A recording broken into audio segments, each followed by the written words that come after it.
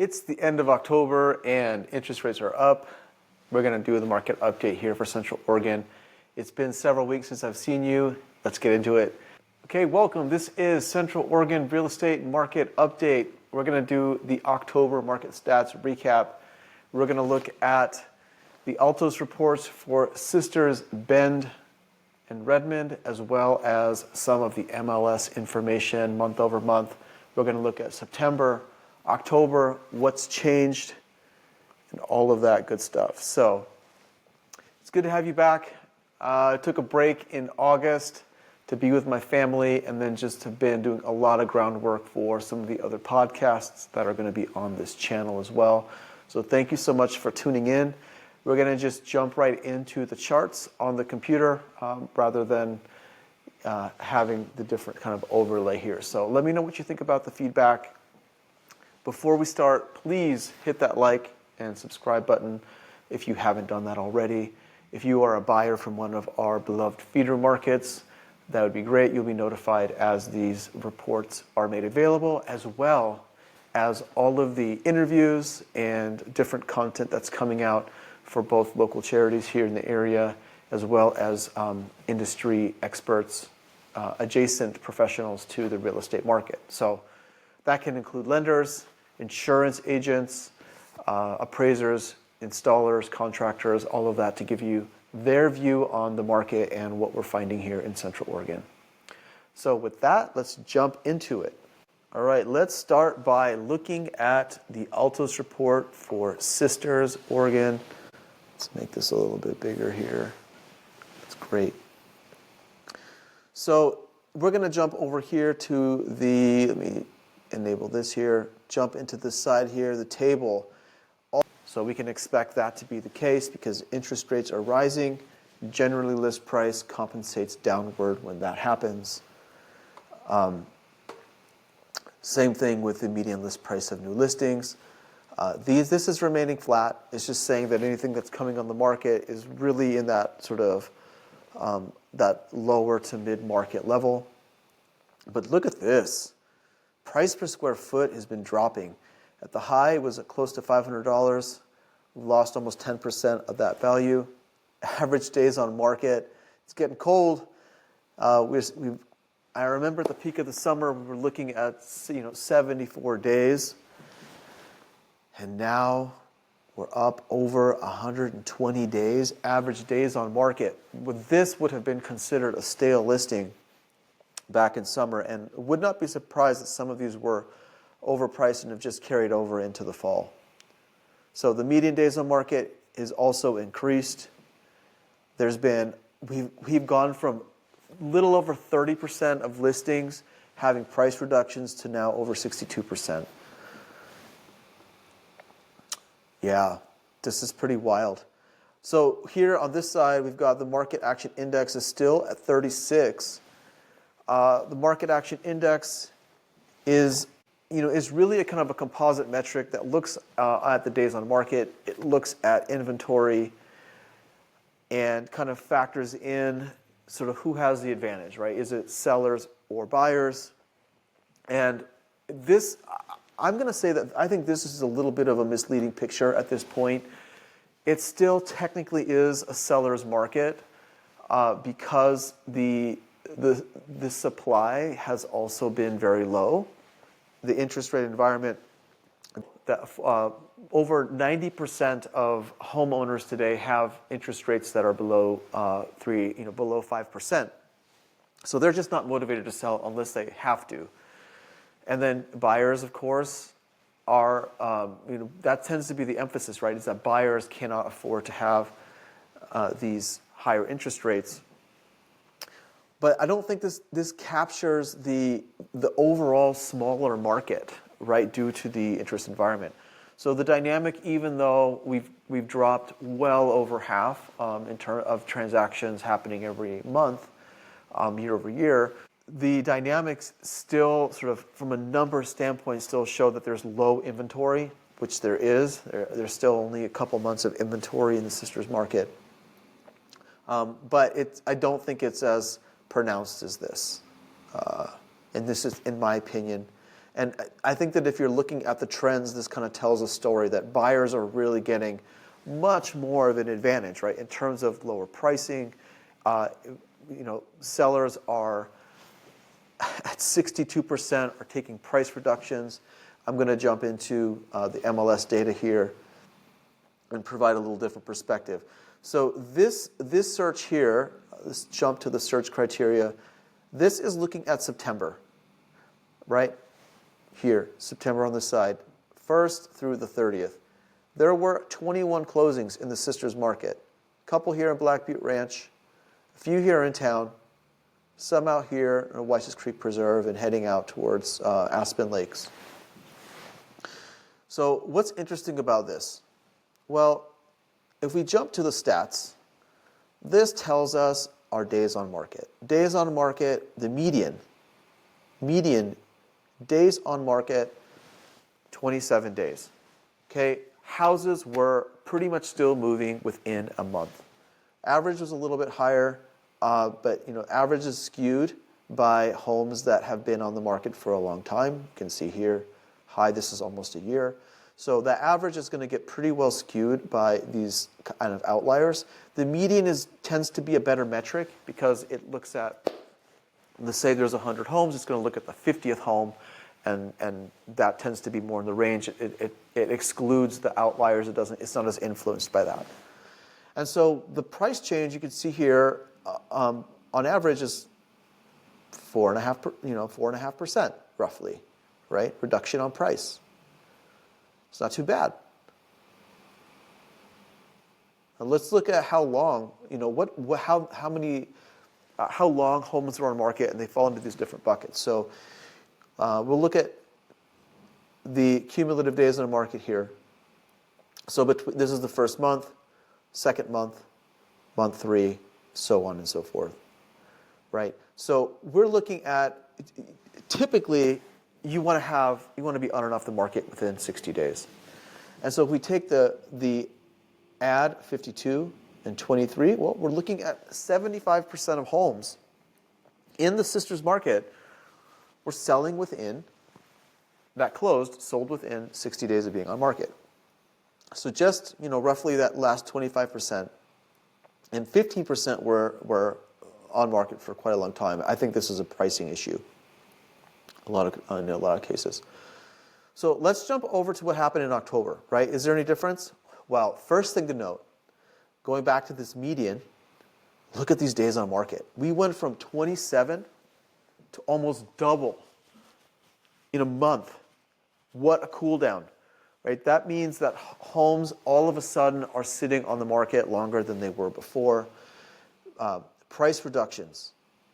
We're still between that 4.5% to now 5.5% is going down.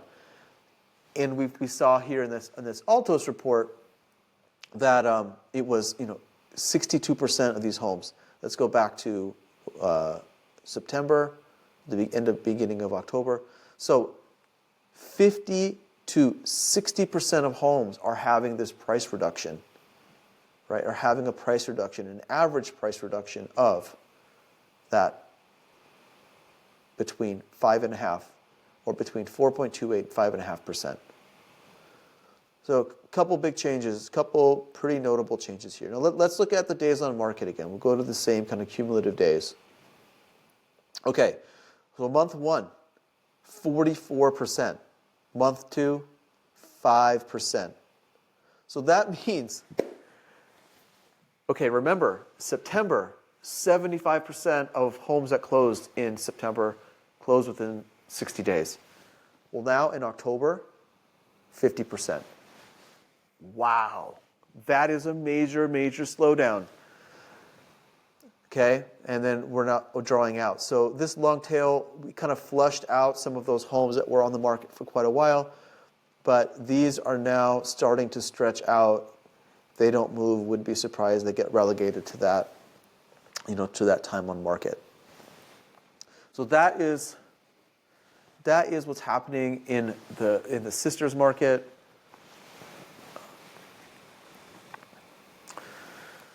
That's what's happening in the Sisters Market. You can see it is a cool down. right? So what does this mean for you? If you're on the buy side, this does give you strength, right? The numbers are saying it's still a seller's market. And yes, counterintuitively, if you are looking at interest rates, if you're not a cash buyer, if you're looking at interest rates, it can be a little scary. But as you can see in some of the other videos that I have, lenders have products out there. There is new creative ways to get into a home to take advantage of the pressure that sellers are feeling to lower prices. We can look at seller carryback options. There's lease option to buy options.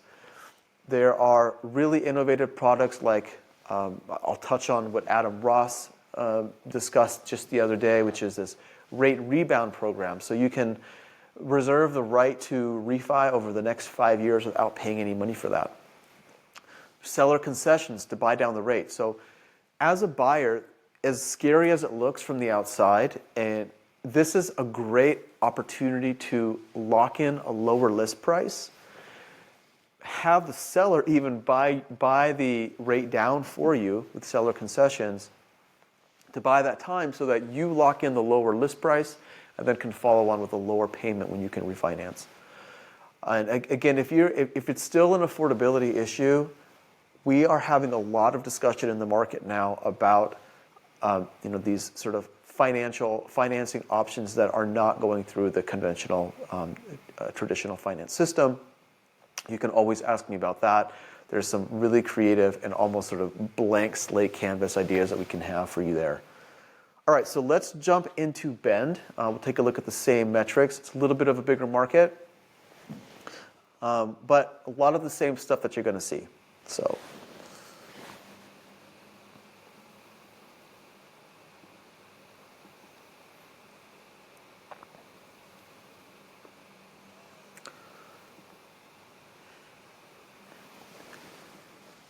here is Bend. Okay, Bend, again, we're looking at this slight seller's market. What's the story here? Median list price has been bobbling around. So we're seeing that homes that are kind of in the over $1 million are still moving pretty well. You can see that's kind of consistent. They're still coming onto the market. Median list price is consistent with that. Still seems to be stronger market there. Look at this. Price per square foot is actually increasing. This could mean that we're selling more of those of the homes that are in town, less of the acreage property, maybe more townhomes, condos, that kind of a thing. Average days on market is increasing. It's up about 15%. 3 months ago we were at 78 days on market on average. Now we're pushing 100 days. Median days, it actually tends to be pretty close to a high of the range over the last 3 months. So it's kind of pushing up on that upper resistance. It just tells us again, like the season's changing, things are cooling, interest rates are having an effect, although it does seem that this market is not as soft as sisters. Right? A higher percentage of homeowners are being willing to take that price reduction. Nearly 50% of listings are doing that. All right, let's look at MLS. For the same thing, we can see, I'm focusing here on the zip code of 97703. I have a listing there, so I have clients and an interested market in that northwest side. Still pretty active overall. And this would explain that higher price, price per square foot figure that we saw here increasing. Remember, a lot of homes in Northwest Bend are in Northwest Crossing, which are smaller homes, square footage wise, smaller lot size. Here we go. Here's an example. Right. So that's definitely going to be a factor in that cost per square foot. Look at this. Yeah. $700 a square foot, $560, $507. So yeah, things are skewing. Here we go. This one's $950 a square foot. So that's pretty wild. We'll go to the stats here. Take a quick look. 55 houses closed in, this is September. So we'll look at October in just a second, but 55 houses closed in September. I mean, look at this. Median days on market, 8 to 10 days in September. There were some pretty significant price reductions, pushing 10%. Well, that looked like it could have been some softening in the market. Again, this is what happens when interest rates are higher, right? As rates go up, list price comes down. As rates go up, people get scared out of the market. Sellers are feeling a little bit more motivated to sell, and they're willing to take on these lower list prices. Look at how long things were on market. Lots of homes in September were selling in that first month, 70%. So we have roughly a little over 80% of homes were selling within the first 2 months in September. All right, let's take a look at October. October, again, same zip code, same area. Okay, so far we're on the it's the 26th of October, so we still have 4 days. We're at 43 homes closed. Okay, this is what's interesting, right? Days on market. We have jumped up from below 10 days to over 36 days. That's crazy, right? That is wild. We're still having price reductions of up to 10%. I know that my seller is probably looped into this. We did a price reduction from $955 to $875 on a house that was already kind of at the low end of the pricing cluster. So this just does reflect the changing nature of the real estate market in Bend.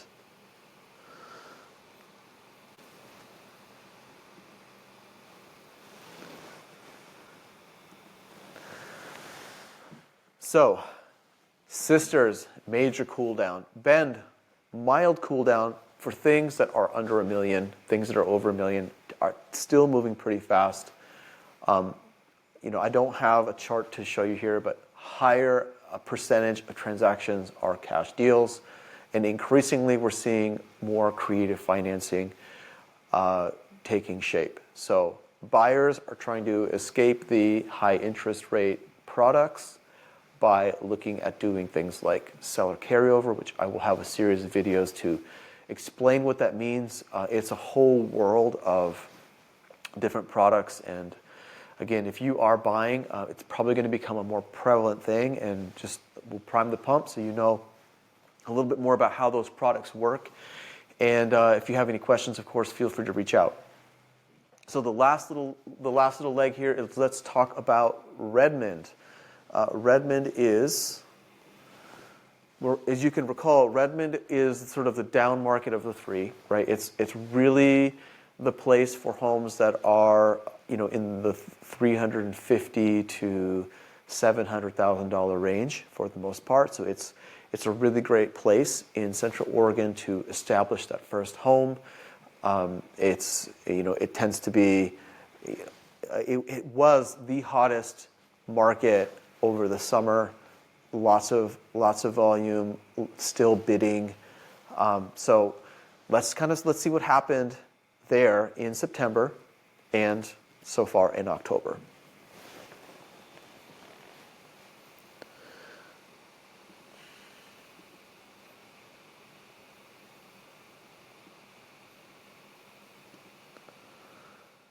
Okay, so we are looking at the Altos report for Redmond, just one zip code, 97756. You can see, look at this. Prices have come down a little bit, not a crazy amount, less than 5%. The median list price of new listings is pretty much within the low side of the range over the last 90 days. Price per square foot is increasing as well, but not by much. That's actually, I would say, it's staying pretty stable. Days on market, also not drastically different. Median days on market, up 10%, not a drastic change. And I remember before, as we were getting into the summer, that we were hitting about that 40% mark back in August. Roughly 40% of listings were taking a price reduction. Well, that's remained relatively consistent. So the verdict that I have for Redmond based on these numbers is that the market is actually holding on pretty well. It's still pretty active. Now, is that because there's a lot more sort of down market options, lots of ranch-style single-story options that are in Redmond, and downsizers are cashing out of places like Sisters and Bend to move to Redmond? Could be. Take a look here. Let's see what kind of homes closed we've got. Yeah, look at this. So single stories, single story. See, oh, here's a double. So it's, I've noticed that the active set, there's been a really active set of downsizers in the market. With school starting and all of that going on, a lot of the family-based buyers have kind of held in place. Just started the year where they are. A few people a number of people that have been renting or that have been sitting on a house sale for a while, are still in the market, but by and large, a lot of the up movers and school-age families have been staying put. So lots of downsizers, right? And they're typically moving from bigger homes into single-story living. A lot of times it's in the aging population there. So that seems to be a possible thesis here for the Redmond market. Let's jump back into.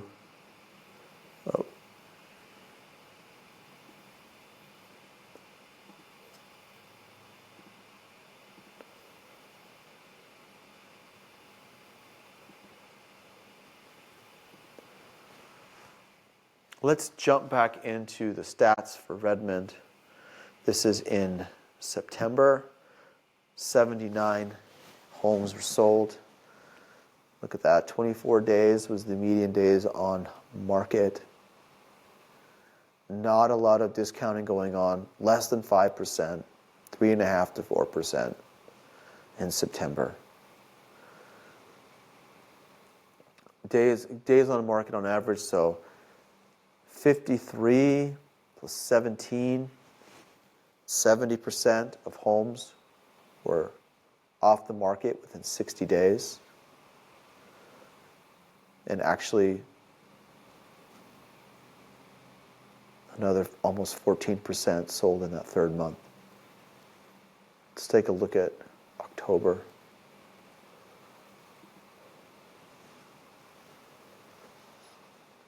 So far, 51 homes have sold. Days on market, again, not moving drastically. The Redmond market is still thriving and moving. Price reductions, not a big change here either. Days on market, 47 plus 23. That's pretty close to 70, so that's not changing either. Redmond, by the numbers, is looking pretty resilient. All right, so there you have it. Quick little recap on Sisters, Bend, and Redmond at the end of October. Thank you guys for tuning in. I'll see you next time. Oh, and I got to tell you a little bit about this brand that's up here. It is related to my new project here in Central Oregon. The Give Back Realtor is all about lining the pockets of our local charities. I'm really excited about it. I'll have a link in the description. But here's the gist. I give back between 5 and 50% of my net income back to the community. And 20% is client directed. which is really cool. So if you are a buyer with me or a seller, when we close, you will direct 20% of that give back amount to wherever you think it should go. Could be your church, could be Habitat for Humanity, any charitable organization. Now, the remaining 80% is going into a community pool where that home transacted. So what does that mean? If we're selling a home in Sisters and it's, I don't know, let's say it's $5,000 is going into the pool. Well, $1,000 is client directed.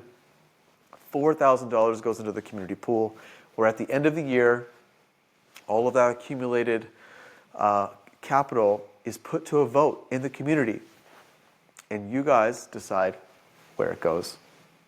I'm really excited about it. We've already had 2 closings that are contributing to the program, and yeah. So with that said, if you have any questions about what's happening in the Central Oregon real estate market, I'm your guy. Reach out to me. If you are looking to buy, or you're looking to sell, or you're looking to ask questions or any of that, please reach out. And with that, I'll see you next time. Bye.